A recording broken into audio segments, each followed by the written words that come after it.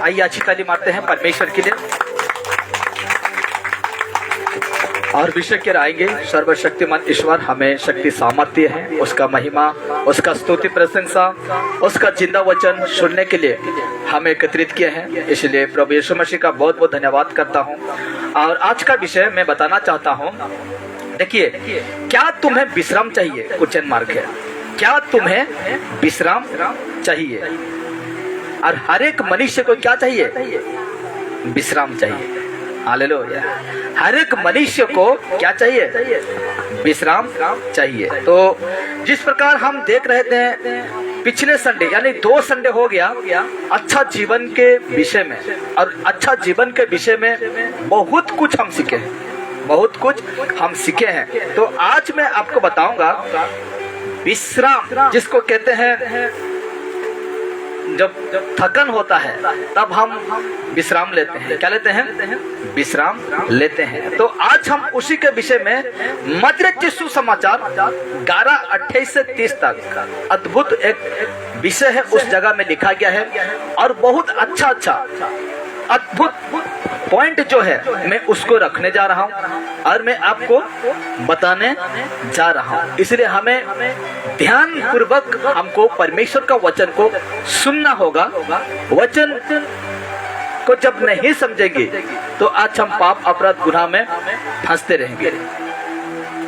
इसलिए हमें सबसे पहले परमेश्वर का वचन को समझना होगा, परमेश्वर का वचन को बुझना होगा। हालेलुया। अभी मेरी तरफ ध्यान देना। तो विषय को मैं कहा हूं और विषय है क्या तुम्हें विश्राम चाहिए। तो इसमें जो है मत्ती सुसमाचार 11:28 से 30 तक, इसमें यीशु मसीह कुछ बातों को मनुष्य के बीच में प्रकट किया है, मनुष्य के बीच में बताए हैं। तो अभी मैं शुरू कर रहा हूं, आपको ध्यान देना है, सबको ध्यान देना है। देखिए, परिश्रम करने के बाद हर किसी को विश्राम लेना आवश्यकता होता है। हालेलुया। कोई भी बलवंत हो या जैसे भी व्यक्ति क्यों ना हो, परिश्रम जब करता है यानी काम जब करता है, उसके बाद उसको क्या लेना चाहिए?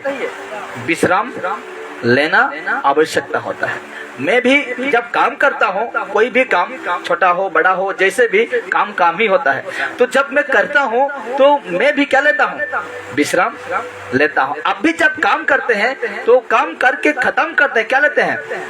विश्राम लेते हैं। इसीलिए क्योंकि अत्यधिक परिश्रम करने के कारण, बहुत अद्भुत रीति से आपको सुनना होगा, अत्यधिक परिश्रम करने के कारण लोगों को थकावट महसूस होता है कि नहीं? ज्यादा से ज्यादा मेहनत करने लगेंगे, ज्यादा से ज्यादा काम करने लगेंगे, परिश्रम करने लगेंगे तो थकावट बहुत होता है कि नहीं? बहुत होता है। और कहा गया है इसीलिए लोग विश्राम लेते हैं, इसलिए लोग विश्राम लेते हैं। थकावट के चलते लोग क्या लेते हैं? विश्राम लेते हैं, आराम करते हैं। अगर थका ही नहीं रहता तो विश्राम करते हैं या तो काम करने रुकते हैं? नहीं रुकते। सुबह से पूरा शाम कर देते हैं, लेकिन आप विश्राम नहीं लेते। इसीलिए कहा गया है कि लोग विश्राम लेते हैं, पर बड़े ध्यान से सुनेंगे, पर आज हम जानेंगे बाइबल का वचन लोगों को कैसे विश्राम देता है। बाइबल के वचन लोगों को किस तरह का विश्राम देता है, किस तरह का शांति देता है, उसको हम जानेंगे आज। हालेलुया। ऐसे विषय में आज हम बातें करेंगे। तो रिपीट करता हूं, पर आज हम जानेंगे बाइबल के वचन लोगों को कैसे विश्राम देता है, किस लिए और किस विषय पर विश्राम देता है, और क्या लोगों को बाइबल के वचन पर आधारित विश्राम मिल सकता है कि नहीं, इसको हम आज देखेंगे। तो कहा गया है यह जानने के लिए आज बहुत आपको सावधानी के साथ, होशियार के साथ परमेश्वर का वचन को सुनना होगा। परमेश्वर का बातों को, जो मैं बातें कह रहा हूं, उसको क्या करना होगा? सुनना होगा। तो आगे बढ़ते हैं। देखिए, सबसे पहले हम वचन को पढ़ते हैं। जिस वचन को मैंने कहा था उस वचन को पढ़ते हैं, क्योंकि वचन के बिना प्रभु यीशु का वचन के बिना इस प्रश्न का उत्तर जानना आसान नहीं होगा। जिसको मैंने कहा थोड़ा पानी उन्हें गिरता होगा, देखिए संभाल के, क्योंकि तिरपाल थोड़ा फटा हुआ है, ठीक है, तो बहुत जगह है, आप बैठ सकते हैं। तो वचन के बिना आज का विषय को जानना नहीं पाएंगे, जानने नहीं पाएंगे, इसलिए हमें सबसे पहले वचन को पढ़ना होगा। तो मत्ती लिखे सुसमाचार 11 का 28 में किस प्रकार लिखा है देखते हैं, बड़े ध्यान से सुनेगी, ठीक है। हे सब, शब्द को ध्यान देना, हे सब परिश्रम करने वालों, क्या कहा गया है? हे सब परिश्रम करने वालों। बहुत बार आप पढ़े होंगे इस वचन को, बहुत आसान है याद रखने में मत्ती 11:28 को, और बहुत बार सुने होंगे, लेकिन मैं आज इस प्रकार आपको बताऊंगा कि यह वचन प्रभु यीशु मसीह क्यों कहा था और कैसे कहा था, आज हम समझेंगे। तो लिखा गया है, हे सब परिश्रम करने वालों और बोझ से दबे लोगों, मेरे पास आओ, मैं तुम्हें विश्राम दूंगा। ये यीशु मसीह का आवाज है, और यीशु मसीह इस तरह की बातें किए थे। तो आप पढ़िए बाइबल से, हाँ बाइबल से पढ़िए। लिखा जाता है मत्ती 11:28, पढ़िए माइक्रोफोन से।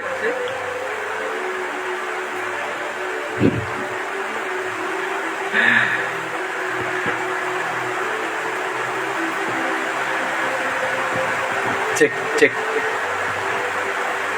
हे सब परिश्रम करने वालों और बोझ से दबे हुए लोगों, मेरे पास आओ, हाँ मैं तुम्हें विश्राम दूंगा। विश्राम दूंगा, क्या कहा? शब्द को ध्यान देना। हर समय जब किसी भी बातों को पढ़ते हैं तो उसको ध्यान देना। कहा गया है, हे सब परिश्रम करने वालों और बोझों से दबे हुए लोगों, तुम मेरे पास आओ। इसको क्या कहा? तुम मेरे पास आओ और मैं तुम्हें क्या दूंगा? विश्राम दूंगा। तो आज हम जिस विषय को पढ़े हैं वो कौन सी बोझ है, वो कौन सी बातें हैं जो यीशु मसीह आज हमें इस बातों को पढ़ने पा रहे हैं, और हम जानेंगे कि वो कौन सा बातें हैं जो यीशु मसीह आज कह रहा है। कौन सा बोझ है कि आज यीशु मसीह लोगों को बुला रहा है। कौन सा तकलीफ है जो यीशु मसीह आज कह रहा है कि हे सब परिश्रम करने वाले और बोझ से दबे हुए लोग, तुम मेरे पास आओ। आप एक एक पॉइंट को मैं बताऊंगा कि आज इस विषय का मतलब, इस वचन का निचोड़ क्या होता है, इस वचन का गहराई क्या होता है, मैं आपको बताऊंगा। आप सोचते होंगे, अरे मैं मेहनत करता हूँ, बहुत सारा मेहनत करता हूँ, इसीलिए मुझे प्रभु यीशु मसीह बुला रहा है। मैं बहुत थक जाता हूँ, इसीलिए प्रभु यीशु मसीह मुझे शांति देने के लिए बुला रहा है। ऐसा बात नहीं है, इस प्रकार की बातें नहीं है। हालेलुया। इस तरह की बातें नहीं है, कुछ अलग है। आज जो हम देखेंगे वो कुछ अलग है। तो कौन सा बोझ है जो आज यीशु मसीह मुझे और आपको बुला रहा है और कहता है कि मेरे पास आओ, मैं तुम्हें विश्राम दूंगा। और देखिए, प्रभु का वचन 100% 100% सत्य है। ये बातों को आपको ध्यान रखना बहुत जरूरी है। प्रभु यीशु मसीह का वचन कितना परसेंट? 100% क्या है? सत्य है। क्या है? सत्य है, कभी गलत नहीं हो सकता।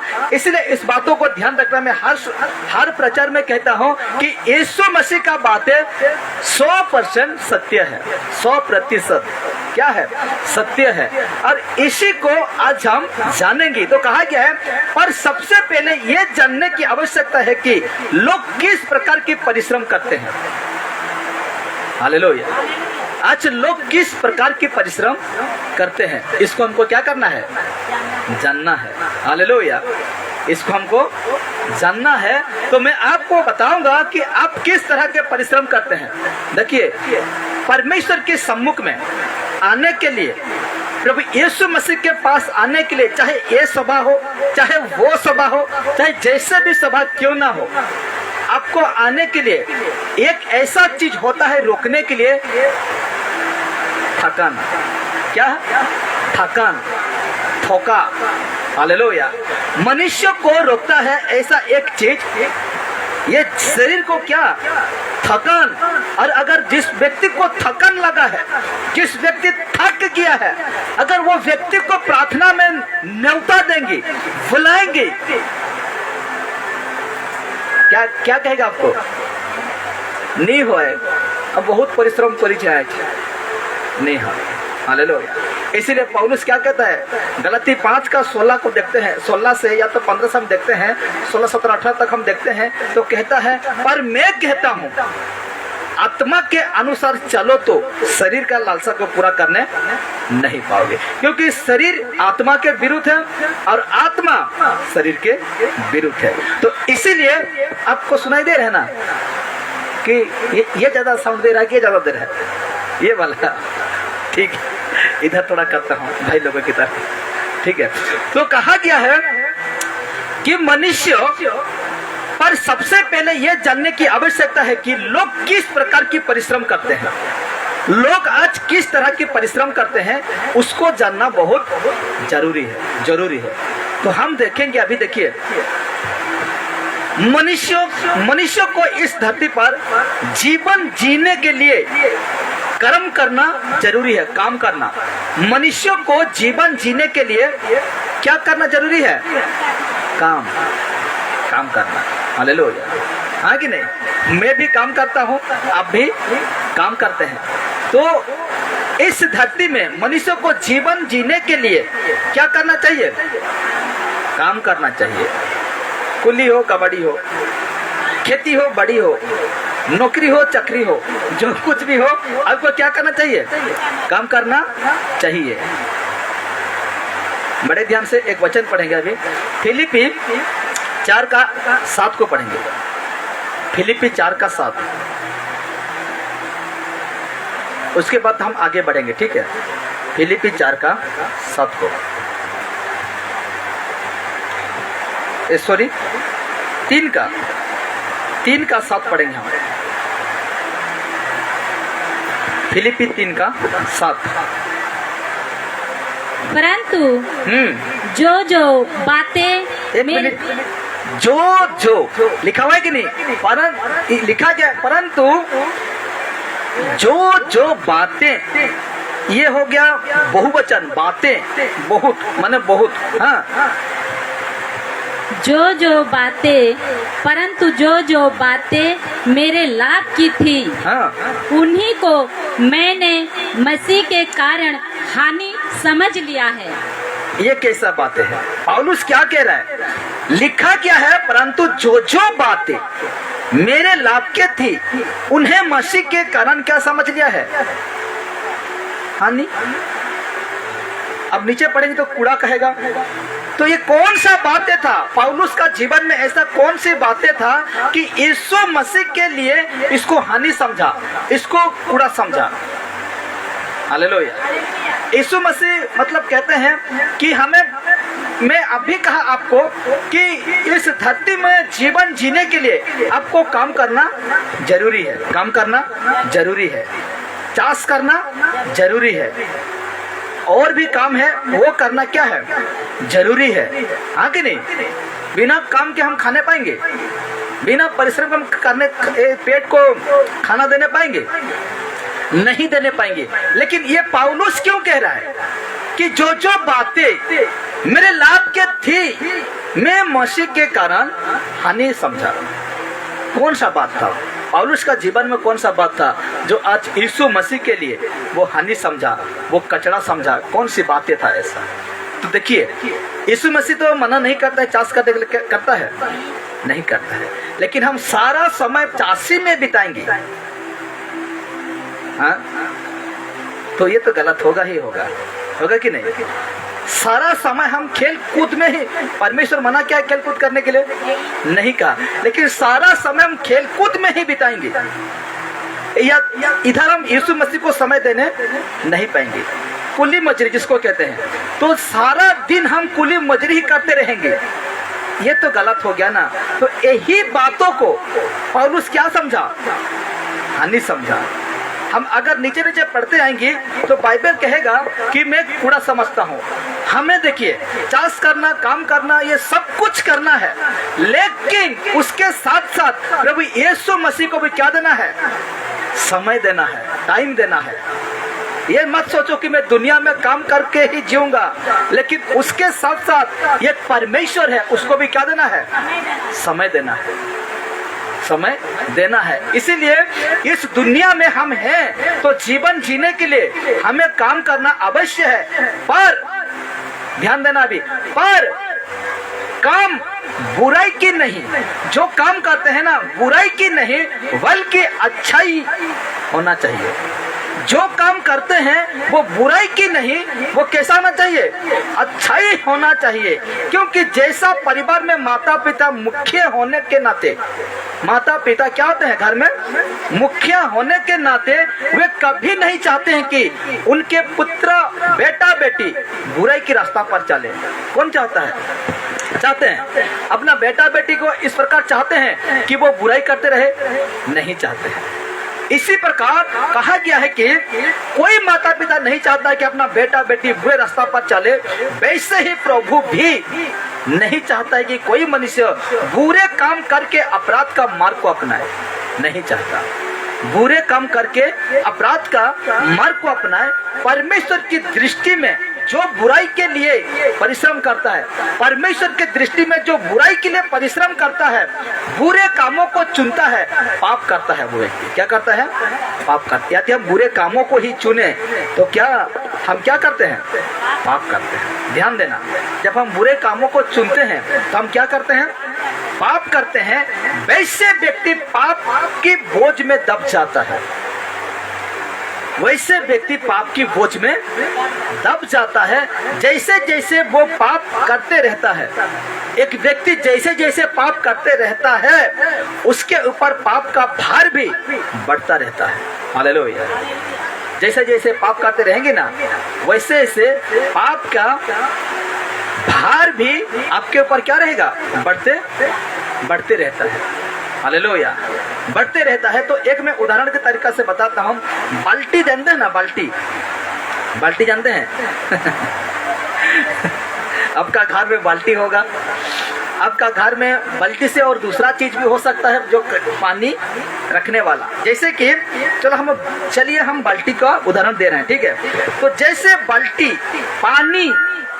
पानी लेते वक्त आपको समझ में आ जाता है कि बोझ कितना है।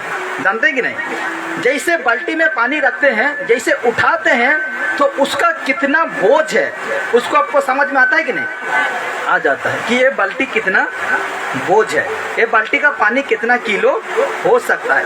यदि बाल्टी पर आधा पानी लेकर जाते हैं तो उसका बोझ थोड़ा हल्का लगता है कि नहीं? 10 लीटर का बाल्टी है, ठीक है? अगर फुल हम लेके जाएंगे उसका बोझ फुल रहेगा, और अगर बाल्टी का पानी थोड़ा हल्का कर देंगे तो बोझ भी क्या रहेगा? हल्का हो जाता है। बोझ भी आधा पानी लेकर जाते हैं तो उसका बोझ थोड़ा हल्का लगता है, परंतु बाल्टी भर के पानी लेने से उसका बोझ ज्यादा होता है। हाँ कि नहीं?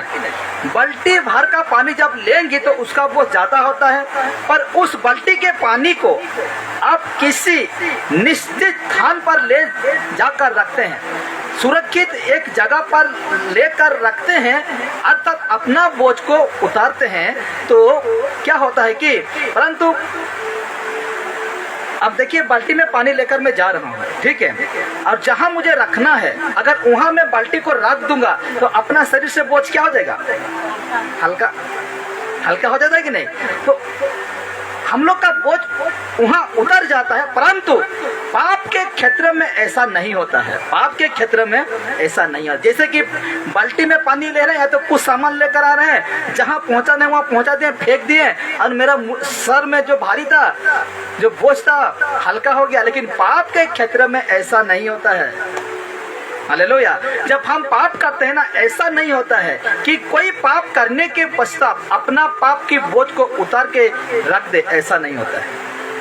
यदि कोई पाप करेगा ना तो बाल्टी की तरह जो बोझ को उतार के हल्का होते हैं, इस प्रकार पाप नहीं हो सकता है, क्योंकि मनुष्य के पाप को क्षमा करना और पाप की बोझ को उतारने के लिए सामर्थ केवल यीशु मसीह के पास है। यीशु मसीह के पास है। आप बाल्टी की तरह एक पानी भरें और क्या कहते हैं, पानी भरें और बाल्टी रखें, बोझ उतर गया। तो पाप के क्षेत्र में ऐसा नहीं होता है।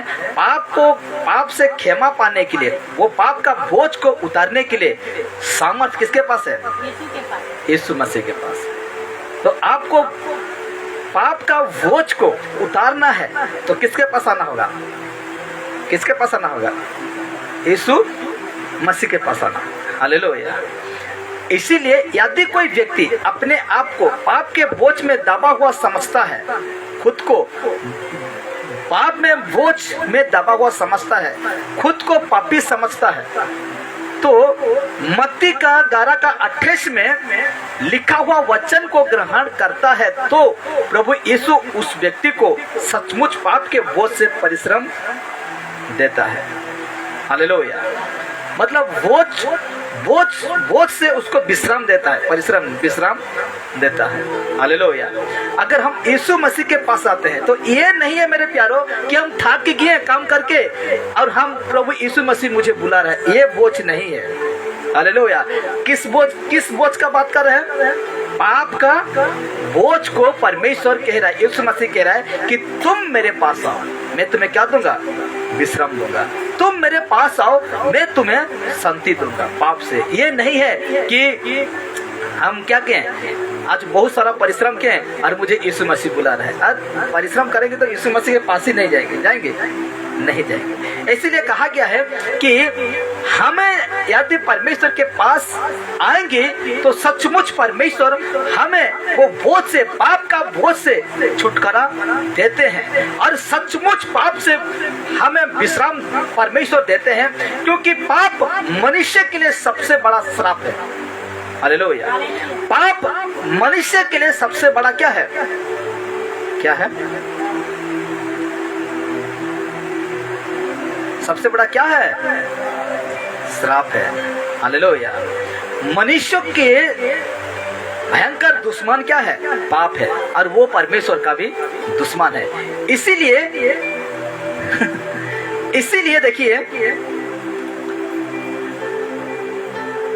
क्योंकि जब परमेश्वर ने प्रथम मनुष्य आदम और हवा को बनाया, अभी समझ लीजिए, देखिए, जब परमेश्वर प्रथम मनुष्य आदम और हवा को बनाया तो उसने उत्पत्ति अध्याय 1:26 और 17 की वचन में आदम बटिका की सभी वृक्षों के फल खाने का आदेश दिए थे। हालेलुया। उत्पत्ति का 2 का 16 से 17 तक हम पढ़ेंगे तो उन दोनों व्यक्ति को वृक्ष का फल खाने का आदेश दिए थे, पर भले और बुरे के ज्ञान के वृक्ष के फल को खाने के लिए मना किए थे। हालेलुया। भले और बुरे ज्ञान का फल को खाने के लिए मना किए थे, परंतु आदम और हवा उस वृक्ष का फल खाकर परमेश्वर के विरुद्ध आज्ञा न मानने का पाप किया था। हालेलुया। जिसको परमेश्वर ने मना किया था वो खाकर परमेश्वर के सम्मुख में वो क्या किए थे? पाप किए थे। क्या किए थे? पाप किए थे। परमेश्वर की दृष्टि में वो क्या किए थे? पाप किए थे। हालेलुया। हालेलुया। यदि आज भी हम परमेश्वर के सम्मुख में उसका आज्ञा नहीं मानते हैं, उसका वचन जो है उसको पालन नहीं करते हैं, तो मेरे प्यारो, आज भी जिस प्रकार आदम और हवा पाप किया, हम उसी का बच्चे हैं, आदम और हवा का। यदि आपका पिता जो है ना उसको पूछेंगे तो वो बताएगा उसको, ऐसे करते करते करते करते करते करते आदम और हवा के पास ही लेके जाएगा। तो इसी प्रकार यहाँ पर इस बात को समझने की कोशिश कीजिए कि क्योंकि जब तक आदम और हवा पाप नहीं किए थे, जब तक आदम और हवा पाप नहीं किए थे, तब तक उनके बीच में किसी भी प्रकार की संकट, समस्या, पाप का बोझ, मृत्यु का भय नहीं था। हालेलुया।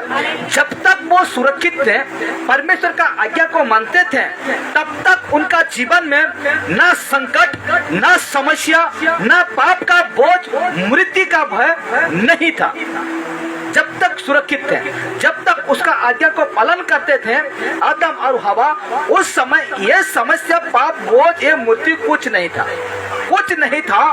परंतु जैसे ही उन्होंने परमेश्वर की आज्ञा ना मानकर पाप किया, परमेश्वर ने जिन्हें मना किया था उसको ना मानकर ये लोग पाप करते हैं, परमेश्वर का आज्ञा ना मानकर पाप किए, उनके जीवन से खुशी जिंदगी, अच्छा जिंदगी, सब कुछ का अधिकार छीना गया और समस्या और संकट और मृत्यु उनका पीछा करने लगा। हालेलुया। जैसे आदम की बटिका से निकल दिया गया दोनों को, तो क्या पीछा किया? संकट, समस्या, मृत्यु उसका पीछे लगने लगा, दौड़ाने लगा, कूदाने लगा। Hallelujah, hallelujah. फिर भी आप सो रहे हैं, फिर भी आप सो रहे हैं, सोइए मत, ध्यान दीजिए मेरा तरफ, हाँ कि नहीं? अब मेरे तरफ हर व्यक्ति क्या दीजिए, ध्यान दीजिए। वर्षा पड़ू छे, मजा छोर छोर सुनो छे, हवा भी चलू छे, नींद तो आएगा। क्यों आएगा? क्योंकि ध्यान ही नहीं है कि नहीं? पूछूं कुछ बातें, हम जो अभी कितना मिनट हो गया, 20 मिनट जो बातें क्या कुछ पूछूं बीच का, हाँ?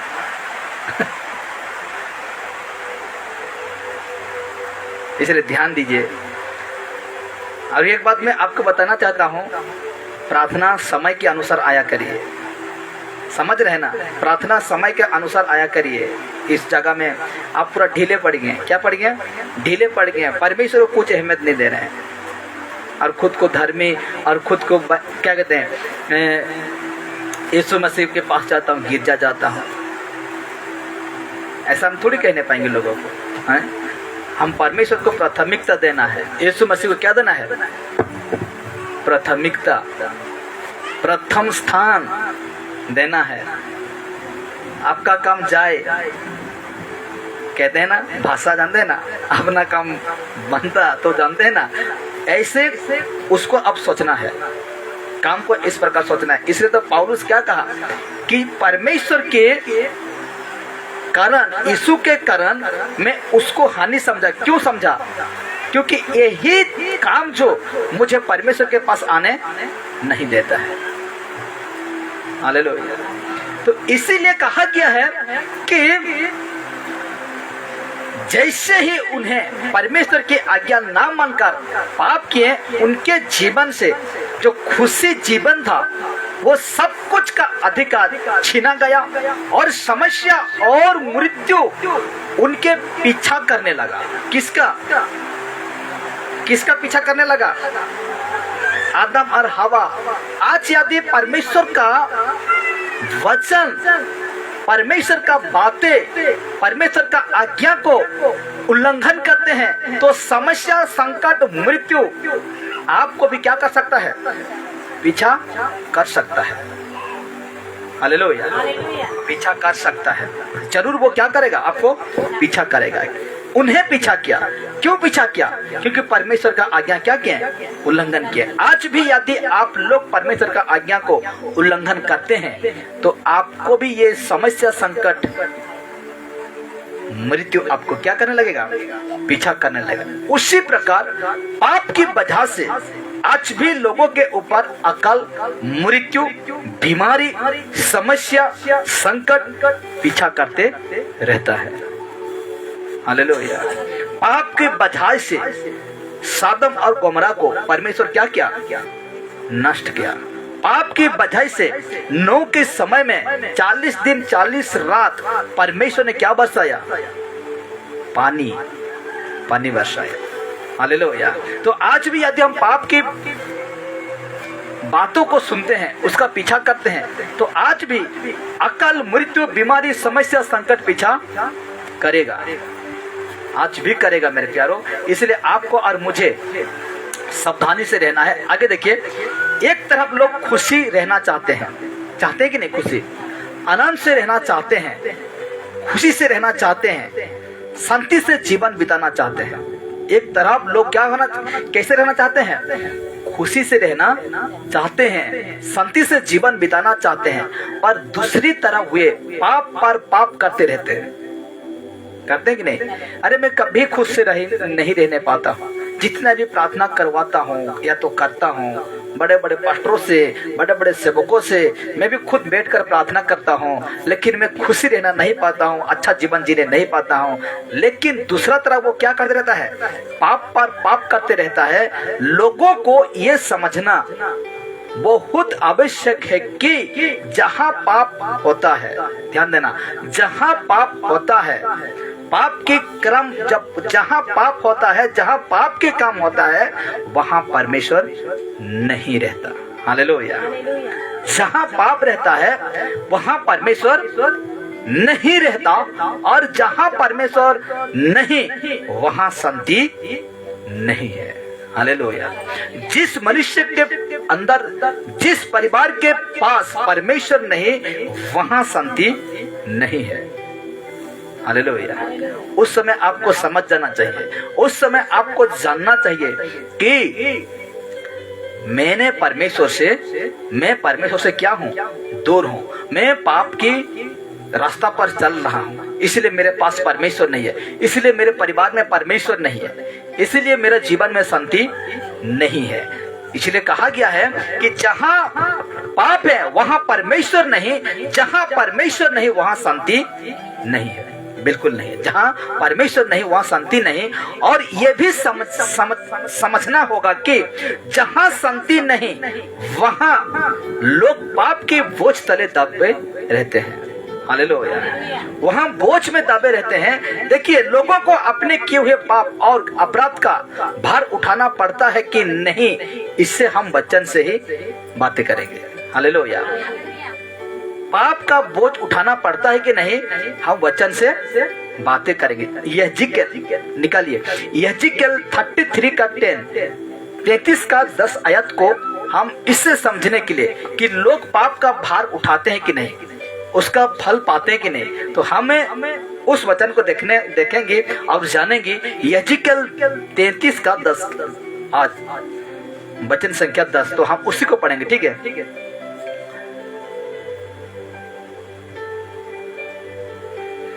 हाँ, यहेजकेल 33 का 10।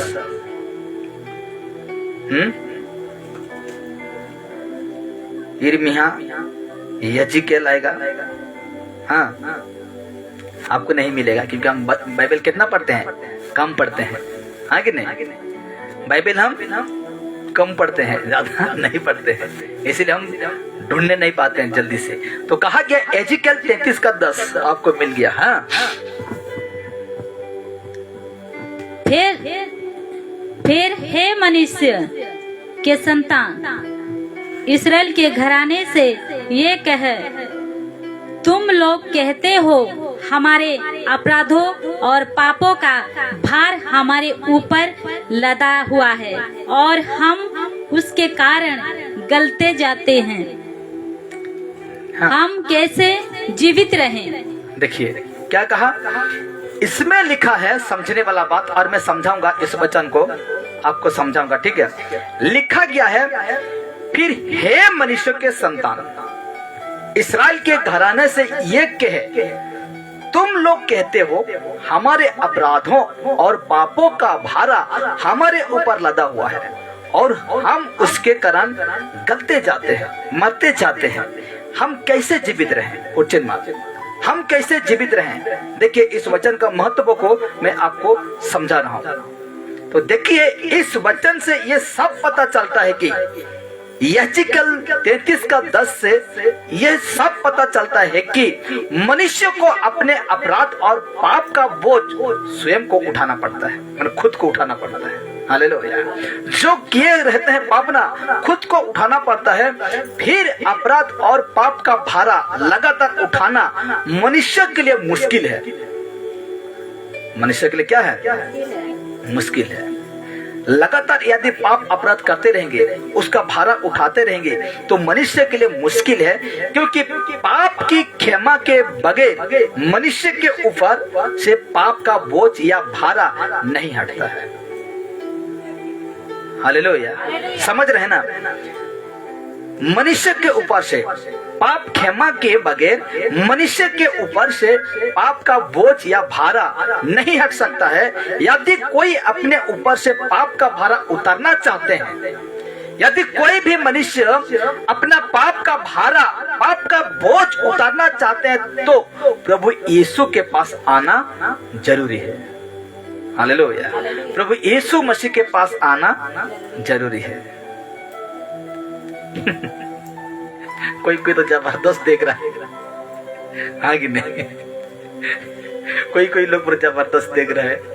नहीं, मैं पूरा नहीं, मुंह नहीं तो जानी पका, हाँ कि नहीं? हाँ? ऐसा कुछ बात नहीं है। अब धो सकते हैं, क्या कर सकते हैं? धो सकते हैं। तो पाप का बोझ अगर उतारना चाहते हैं, पाप से आप अगर मुक्ति पाना चाहते हैं, तो यीशु मसीह के पास आना होगा। हालेलुया, प्रभु यीशु मसीह के पास आना होगा, क्योंकि परमेश्वर का बेटा के पास वो अधिकार है, पाप क्षमा देने का अधिकार है। इसीलिए पाप का भार ढो रहे हैं। अगर उस वहां से आप हल्का पाना चाहते हैं, तो यीशु मसीह के पास आना होगा। यीशु मसीह के बगैर पाप का क्षमा नहीं है। प्रेरितों के काम उसका 8:12, 4:12 में उस प्रकार लिखा जाता है, आसमान के ऊपर और मनुष्य के बीच में ऐसा और कोई नाम नहीं दिया गया कि हम पाप से उधर पाएंगे। इसलिए कहा गया है, देखिए, क्या विश्राम पाने के लिए प्रभु यीशु का जुआ उठाना होगा। क्वेश्चन मार्क है। जुआ का मतलब मैं बताऊंगा। अभी पढ़ेंगे वचन, मत्ती रचित सुसमाचार 11:29 को पढ़ेंगे। देखिए, हाँ पढ़िए कोई भी, उसके बाद मैं आपको समझाऊंगा। और हम लोग के पास 10-15 मिनट बाकी है। तो कहा गया है, हाँ, मत्ती रचित सुसमाचार 11:29 में लिखा गया है परमेश्वर का वचन, मेरा जुआ अपने ऊपर उठा ले और मुझसे सीखो, क्योंकि मैं नम्र और मन में दीन हूँ, और तुम अपने मन में विश्राम पाओगे। समझे? ये यीशु कह रहा है, मेरा जुआ का मतलब मैं सब कुछ बताऊंगा, ठीक है? मेरा जुआ अपने ऊपर उठा लो। यीशु कह रहा है, मेरा जुआ, मनुष्य को कह रहा है, मुझे कह रहा है, अभी आपको कह रहा है, कहता है मेरा जुआ अपने ऊपर उठा लो और मुझसे सीखो। क्या कहा गया? यीशु ने क्या कहा? और मुझसे सीखो, क्योंकि मैं नम्र और मन में दीन हूँ, और तुम अपने मन में विश्राम पाओगे। विश्राम कहाँ पाएंगे? विश्राम कहाँ पाएंगे? विश्राम कहाँ पाएंगे? हाँ, कहाँ पाएंगे? जोर से, विश्राम कहाँ पाएंगे? इस बहन ठीक सुन रहा है, मन में। कहाँ पाएंगे विश्राम? मन में पाएंगे। अब सुन नहीं रहा है बहन ठीक सुन रहा है, लेकिन इसमें हम पढ़ रहे हैं कि नहीं? अपने मन में क्या पाएंगे? विश्राम और शांति और खुशी पाएंगे। हालेलुया। इसलिए मैं क्या कर रहा हूँ, ध्यान से सुने, ध्यान से क्या करना है? वचन को सुनना है। इसमें यीशु मसीह वादा किया, मुझे और आपसे कहा, मेरा जुआ अपने ऊपर उठा लो और मुझसे सीखो। यीशु क्या कह रहा है? मुझसे सीखो, क्योंकि मैं नम्र और मन में दीन हूँ, और तुम अपने मन में विश्राम पाओगे। हालेलुया। आपको सुनना है, ठीक है? क्या करना है? आपको सुनना है। जब मैं कहता हूँ तो उसका उत्तर भी आपको देना है। इसलिए कहा गया है, मन में शांति पाओगे। जिस मन आपका व्याकुल है आज, जिस मन पाप के कारण आप सुसाइड करने जा रहे हैं, पाप के कारण आप बेचैन हैं, वही मन को मैं क्या करूंगा? विश्राम दूंगा। शांति दूंगा। हालेलुया, शांति दूंगा। इसीलिए देखिए कहा गया है, यदि पाप के कारण आपके जीवन में अशांति, समस्या, संकट, बीमारी और तरह तरह की परेशानी है, तो प्रभु यीशु के पास आइए और प्रभु का भार को अपने ऊपर उठा ले। प्रभु के भार अपने ऊपर उठा ले, क्योंकि मत्ती 11 का 29 के वचन में प्रभु कहते हैं, मेरा जुआ अपने ऊपर उठा लो और मुझसे सीखो, क्योंकि मैं नम्र और मन में दीन हूँ और तुम अपने मन में क्या पाओगे? विश्राम पाओगे। अर्थात प्रभु का कहना है कि, इस वचन का कहने का मतलब क्या? देखिए, प्रभु का कहना है कि यदि आप पाप को छोड़ते हैं, प्रभु का भारा उठाते हैं अपने जीवन में, प्रभु से सीखते हैं। प्रभु क्या कहा? मुझसे सीखो। क्या कहा? मुझसे सीखो। तो कहा गया है कि अपने जीवन में प्रभु से सीखते हैं, प्रभु का जैसा स्वभाव अपनाते हैं, नम्र और दीनता से जीवन जीते हैं, तो आप निश्चित रूप से आपके जीवन में उठने वाली हर एक समस्या से, हर प्रकार की परेशानी से शांति से मन में विश्राम पाओगे। Hallelujah, hallelujah. तो यीशु मसीह का कहने का मतलब क्या है कि मेरा जुआ, मेरा शिक्षा, मेरा आज्ञा को अपना लो। हालेलुया। मेरा शिक्षा, मेरा आज्ञा जो है उसको क्या करना है? आपको अपनाना है। यीशु मसीह कह रहे हैं। और मत्ती 11 का 30 के वचन में प्रभु कहते हैं, क्योंकि मेरा जुआ सहज और मेरा बोझ हल्का है। देखिए, प्रभु यीशु के आज्ञा का बोझ इतना भारी नहीं है कि आपको इसे उठाने से परेशान हो। बढ़िए 30 को देखिए, लोग क्या कहते हैं कि यीशु मसीह का शिक्षा, यीशु मसीह का आज्ञा कठिन है। देखिए, हाँ 30, क्योंकि मेरा जुआ सहज और मेरा बोझ हल्का है। हल्का है। मेरा जुआ और मेरा बोझ क्या है? हल्का है। इसीलिए कहा गया, देखिए प्रभु यीशु की आज्ञा का बोझ इतना भारी नहीं है कि आपको इसे उठाने से परेशान हो। परेशान लगता है आपको यीशु मसीह का वचन सुनने के लिए? परेशान लगता है यीशु मसीह का आज्ञा पालन करने के लिए? परेशान लगता है आपको परमेश्वर के सम्मुख में बैठ के प्रार्थना करने के लिए? परेशान लगता है क्या आपको बाइबल को पढ़ने के लिए? हैं? नहीं लगते हैं, नहीं लगता। कितने को? क्या आपको चर्च आना परेशान लगता है, बोझ लगता है? क्या परमेश्वर का वचन जो पालन है, मतलब आज्ञा पालन करना आपको परेशान लगता है? परमेश्वर का वचन पढ़ना क्या आपको परेशान लगता है? परमेश्वर के सम्मुख में बैठकर प्रार्थना करना क्या आपको परेशान लगता है? नहीं लगता है। कोई भी मुंह से नहीं निकालना है, आपको लगता है, हाँ कि नहीं? इसलिए आप नहीं कह रहे हैं। चर्च आना आपको परेशान लगता है, बोझ जाना पड़ता है। क्या वचन को सुन रहे आपको अभी परेशान लग रहा है, टेंशन लग रहा है? क्या परमेश्वर का ये जो बाइबल जो पढ़ना है, पढ़ते हैं, क्या आपको परेशान लगता है? परमेश्वर के सम्मुख में जब बैठकर प्रार्थना करते हैं, क्या आपको परेशान लगता है? नहीं लगता है। लेकिन नींद लगता है, आगे नहीं। क्या लगता है? नींद लगता है। कुछ नहीं लगता आपको, न बाइबल पढ़ना, न प्रार्थना करना, न चर्च आना, न आज्ञा पालन करना नहीं लगता है, परेशान नहीं लगता है। लेकिन पढ़ते नहीं बाइबल, लेकिन प्रार्थना करते नहीं, आगे नहीं। परेशान लगता है मेरे प्यारो आपको, इसीलिए बाइबल को खोलकर नहीं देखते हैं। परेशान लगता है इसीलिए आप बैठकर प्रार्थना नहीं करते हैं। परेशान लगता है परमेश्वर का आज्ञा को पालन करना, इसलिए परमेश्वर का आज्ञा पालन करने नहीं पाते हैं। बाइबल कह रहा है, यीशु कह रहा है, मेरा जुआ हल्का और सहज है। हालेलुया।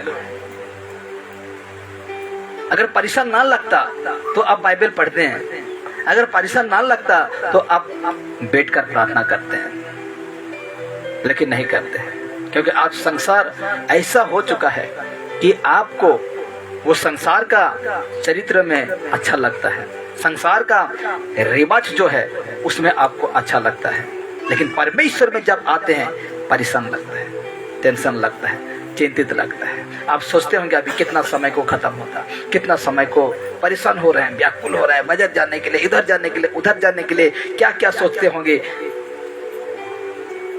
आगे नहीं। इस प्रकार आप सोचते होंगे, परेशान हो रहे हैं।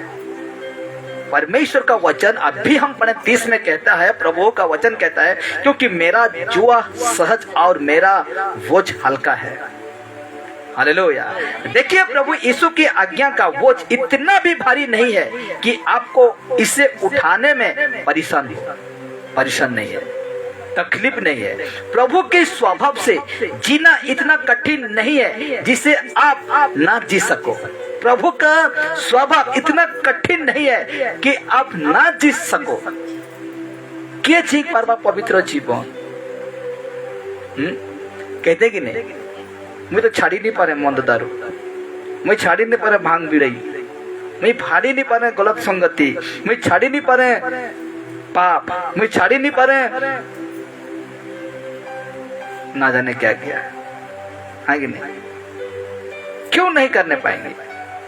दुनिया में रहकर इतना रिस्क लेकर शरीर को चला रहे हैं, कमा रहे हैं, खा रहे हैं, पी रहे हैं, आराम से रह रहे हैं, तो आज यीशु के लिए इतना तो करने नहीं पाएंगे। नहीं है, होगा नहीं होगा, कहाँ होगा? हाँ? देखिए, कहा गया है प्रभु की स्वभाव में जीना इतना कठिन नहीं है जिसे आप ना जी सको। बहुत से ऐसे लोग हैं कि जीवन में शांति पाने के लिए सांसारिक चीजों के पीछे भागते हैं। सांसारिक चीजों के लिए क्या करते हैं? भागते हैं। पर जरा सोचिए, क्या सांसारिक चीजें लोगों को विश्राम या शांति दे सकती है? हालेलुया। क्या लोगों को इस संसार का चीजें विश्राम या शांति दे सकती है? क्या सांसारिक चीजें पाप के बोझ को उतार सकती है? संसारिक का चीज आपको तो शांति नहीं देगा, उसके बाद क्या संसार का चीज पाप के बोझ को उतार सकती है? क्या मैं गंगा नदी में जाकर 7 बार डुबकी लगाऊं, क्या मेरा पाप धुल जाएगा? क्या मैं कबूतरों को आज बड़ा पैसा वाला क्या सोच रहे हैं कि कबूतर को दाना या कुछ गाय को खाना खिला देने से क्या हो जाता है? पाप थोड़ा कम हो जाता है।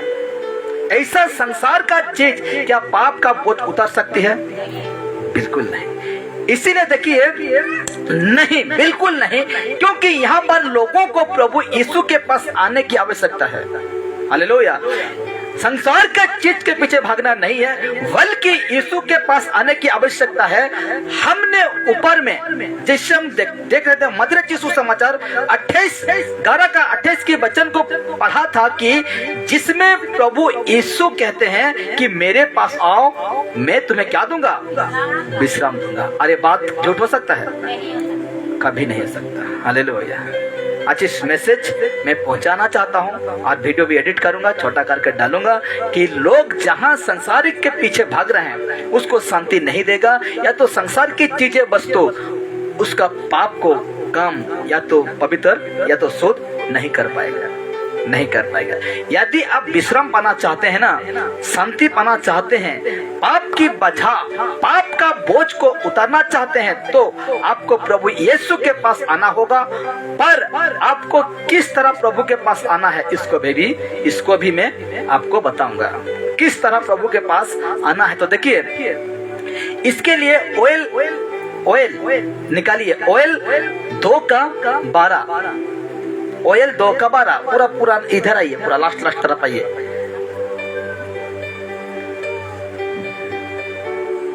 दानियल, होशे, उसके बाद ऑयल आएगा। होशे के बाद ऑयल आता है। देखिए 2 का 12 लिखा गया है। देखिए, मुझे मिला, आपको मिला कि नहीं? मिल गया ना, ठीक है। तो 2 का 12 की वचन पढ़ना है। देखिए प्रभु के पास किस तरह आपको आना है। देखिए लिखा गया है। देखिए, हाँ,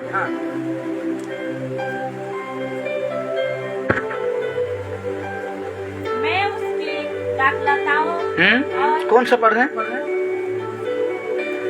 होशे नहीं, ऑयल। होशे का आगे देखिए ऑयल होगा।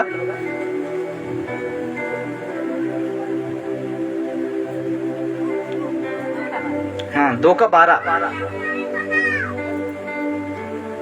तो भी यहोवा की ये वाणी है। देखिए, तो भी यहोवा का ये वाणी है, अभी भी ऊंचा आवाज से क्या कहता है, जैसे पंच आता है ना उसके ऊंचा आवाज से, अभी भी सुनो। ऐसा पढ़ने से वचन को आपको ठीक लगेगा। कहा क्या है, यहोवा की वाणी है, अभी भी सुनो। क्या सुनो? हाँ, उपवास के साथ रोते पीटते अपने पूरे मन से फिर कर मेरे पास आओ। देखिए क्या कहता है, आपको ये वचन इधर आ गया, पुराना तरफ आ गया। तो कहा क्या है, फिर भी मैं उसको समझाऊंगा। देखिए तो कहा क्या है, अभी भी सुनो, जितने जीवित हैं अभी भी सुनो, उपवास के साथ रोते पीटते अपने पूरे मन से फिर कर मेरे पास आओ। ये परमेश्वर कह रहा है। तो उपवास कोई दरकार नहीं, आपको लीड हो रहा है तो कर सकते हैं, बाकी किसी को देखा देखी नहीं करना है। रोते पीटते इसका मतलब क्या है मैं बताऊंगा। अब नहीं समझते हैं उस वचन को। अब भूखा प्यासा होकर परमेश्वर के पास आते हैं, उपवास के साथ रोते हैं, ना जाने कैसे कैसे अब कारनामा करते हैं। तो इस वचन को समझना होगा कि ओएल के किताब में परमेश्वर क्या कह रहा, कहता है उपवास के साथ रोते पीटते अपने पूरे मन से फिर कर मेरे पास आओ। देखिए इसको मैं समझा रहा हूँ, ध्यान से सुनेंगे। तो देखिए यहाँ प्रभु यहोवा कह रहे हैं कि ओएल का 2:12 में प्रभु कह रहे हैं कि सुनो अभी भी समय है। कह रहे हैं कि नहीं, सुनो अभी भी समय है। उपवास के साथ कहने का मतलब, वचन में क्या पढ़े, उपवास के साथ। तो उपवास के साथ कहने का मतलब यहाँ पर पेट को खाली करके नहीं, पेट को खाली करके नहीं, समझो वचन क्या करो, समझो, पेट को खाली करके नहीं बल्कि मन की पाप बुराई को सोच विचार से खाली रखना है। हालेलुया। पेट को खाली नहीं, किसको खाली करना है, पाप बुराई गलत सोच विचार को खाली रखना है। नहीं तो खाली भूखा पिटाई देंगे, ध्यान कहाँ रहेगा, खाना की तरफ है कि नहीं, हाँ होता है कि नहीं। हम पिछले दिनों में ऐसा मस्त रहते थे, 3 दिन ऐसा मन को मार के रहते थे, ये बाप रे कौन ही कॉल बोले के फिर सोरता के भी कहा होता है, ऐसा बोला। इसमें कहा गया है कि उपवास का मतलब यह है मेरे प्यारो कि हमें पाप बुराई को गलत सोच विचार से खाली रखना है, ये शरीर को खाली रखना है। रोते पीटते कहने का मतलब है, बड़े ध्यान से सुने और समझे, रोते पीटने कहने का मतलब है प्रभु के चरणों में दुखी समझकर अपने संपूर्ण मन से प्रभु के पास फिर कर आना है, दीन और नम्र। इसमें क्या कहा, मुझसे सीखो, मैं क्या हूँ, दीन और नम्र हूँ। तो इस प्रकार आना है, रोते पीटते, यानी अब रोते जोर जोर से किदरी छोटकी छोटकी प्रार्थना कर बोले प्रभु सुनवा, नहीं सुने। तो उसको हमको क्या करना है, वचन को समझना है, वचन क्या कहता है समझना है। देखिए मैं रिपीट करता हूँ, फिर से रिपीट करता हूँ, अब समाप्त करेंगे। देखिए यहाँ पर प्रभु कह रहे हैं कि सुनो अभी भी समय है। उपवास के साथ कहने का मतलब, परमेश्वर का कहने का मतलब है पेट को खाली करने की नहीं, बल्कि मन को पाप बुराई की सोच विचार से खाली रखना है, मन को। हालेलुया। मन को पूरा कहाँ से खाली, एक बार सुनिए, अभी खाली करके हैं पेट को, ठीक है, और प्रार्थना करें, लेकिन पूरा भरती है पाप बुराई। पेट तो खाली है लेकिन कौन भरती है, पाप बुराई। कहाँ प्रार्थना सुनेगा परमेश्वर?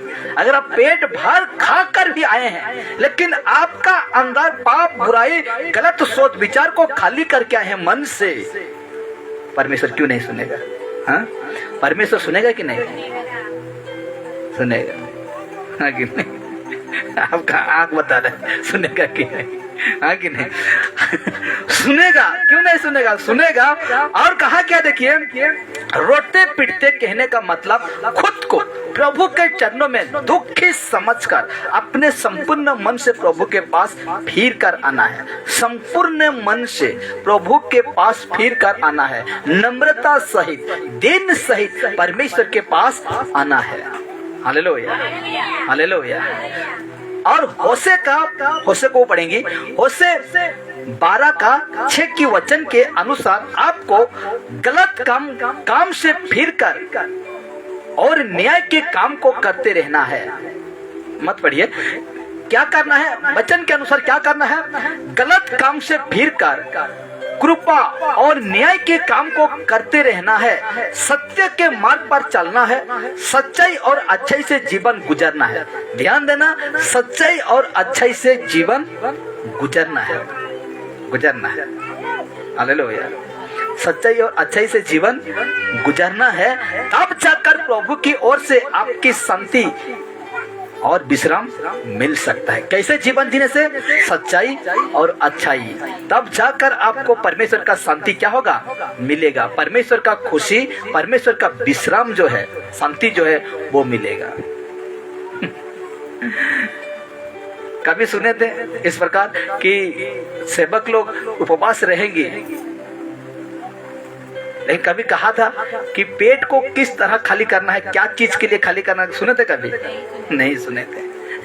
तो इसीलिए कहता है कि हमें, और देखिए, और यदि कोई अपने जीवन में शांति चाहता है, आखिरी पॉइंट सुन लीजिए, यदि कोई अपने जीवन में शांति चाहता है, पाप के बोझ से निकलना चाहता है, तो वो पश्चाताप करे। क्या करे? पश्चाताप माने, अंगीकार करे। किसके सामने? यीशु मसीह के सामने अंगीकार करना है, पश्चाताप करना है, और जिससे उसके पाप क्षमा हो जाए। पश्चाताप करने से हम लोग का पाप क्या होता है? क्षमा हो जाए। क्योंकि जब तक किसी मनुष्य का पाप क्षमा नहीं हो जाता है, जब तक कोई भी मनुष्य का पाप क्षमा नहीं हो जाता है, तब तक वो पाप के बोझ से लादा हुआ रहता है। जब तक आपको क्षमा नहीं मिला है, तब तक आप कहाँ लदा हुए हैं? पाप में लदे हुए हैं। इसीलिए यदि आपको विश्राम चाहिए, पाप की बोझ से मुक्ति चाहिए, तो पश्चाताप करके प्रभु के सम्मुख आ जाइए, प्रभु परमेश्वर के सम्मुख आ जाइए। हालेलुया। क्योंकि जो सच्चे मन से प्रभु की ओर फिरता है, जो सच्चे मन से प्रभु की ओर फिरता है, उसे प्रभु निश्चित रूप से क्षमा कर देते हैं। हालेलुया। निश्चित रूप से पूरा कंफर्म है कि प्रभु मुझे और आपको क्या करते हैं? क्षमा कर देते हैं, यीशु मसीह में मुक्त कर देते हैं। हाँ कि नहीं? यीशु मसीह में क्या करते हैं? जब पश्चाताप करते हैं परमेश्वर के सम्मुख में, तो क्या करते हैं? यीशु मसीह हम लोग का पाप को क्षमा करते हैं, उद्धार करते हैं। है कि नहीं? एक सच्चाई रास्ता में हमें चलने के लिए अनुमति देते हैं, अधिकार देते हैं। तो देखिए, मैं उम्मीद करता हूं कि आप प्रभु के वचन से कुछ नया सीखे, मिला होगा। मिला है कि नहीं? कुछ नया तरीका मिला है कि नहीं? मिला है। हाँ, मिला है कि नहीं? मिला है, लेकिन करना है। यीशु मसीह का आज्ञा आपके लिए बोझ है, यीशु मसीह का बाइबल पढ़ना बोझ है, यीशु मसीह का वचन सुनना बोझ है, यीशु मसीह का यहाँ संगति रखना बोझ है? नहीं है। फिर क्यों नहीं करते हैं? परमेश्वर के अनुसार क्यों नहीं करते हैं? करना चाहिए। ठीक है, आज से करिए। क्या करना है? आपको परमेश्वर का बात को मानना है। देखिए, क्योंकि जो प्रभु यीशु के पास आते हैं वो खाली हाथ नहीं लौटते हैं। जो यीशु मसीह के पास आते हैं ना, वो खाली हाथ कभी नहीं लौटते हैं, कभी नहीं लौटता है। पर प्रभु के पास आने वाले लोगों को आपसे दूरी बनाए रखना चाहिए, तब लेके जाएंगे, खाली हाथ नहीं जाएंगे। परमेश्वर के पास आने वाले लोगों को पाप से दूरी रखना चाहिए, तब आप खाली हाथ नहीं जाएंगे। अगर आप आए हैं, ठीक है, आप आए हैं अभी परमेश्वर के पास कुछ लेने के लिए, लेकिन पाप आपके साथ है, पाप आपके साथ है, तो पाप को ही पकड़ के जाएंगे। यहाँ से निकलने से चलो लड़े झगड़ा, मार पीट, हिसगा पटगा, नाना प्रकार की बातें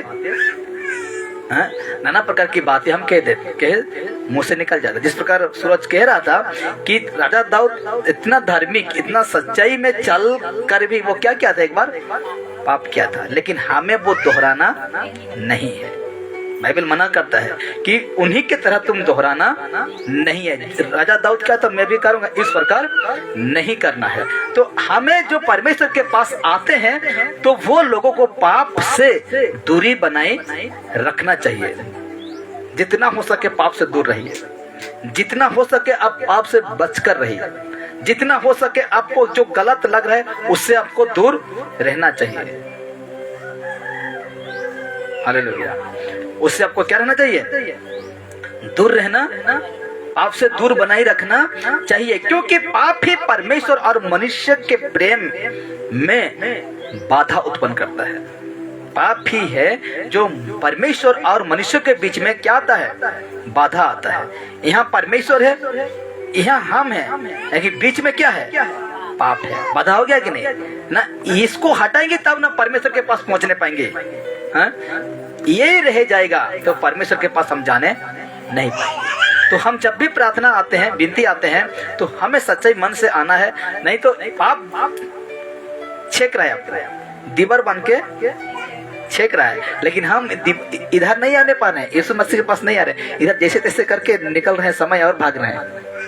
पहुंचना था कहाँ तक, परमेश्वर तक, लेकिन हम नहीं पहुंचने पा रहे हैं। जैसे तैसे झुमा झुमी करके, नींद फिंद मार के करके पूरा समय हो गया, 1 बज गया, चलो पहुंचो। यहाँ कहाँ करना है, पहुंचो। हम कब पहुंचने पाएंगे परमेश्वर के पास, कब पहुंचने पाएंगे, जब पाप से हम दूरी बनाए रखेंगे और वचन को इसी दिमाग से आपको क्या करना होगा, समझना होगा, तब इस दीवार को पार करने पाएंगे। नहीं तो दीवार है, भागे दीवार है, भाग जाएंगे तो क्या होगा, कुछ फायदा नहीं होगा।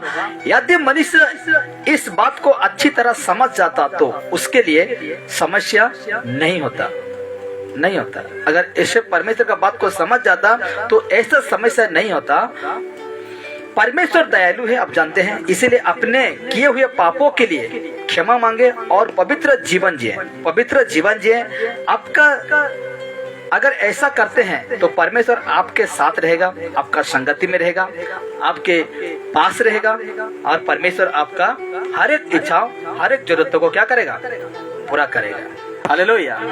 इसीलिए मेरे प्यारों, आपको और मुझे समझना होगा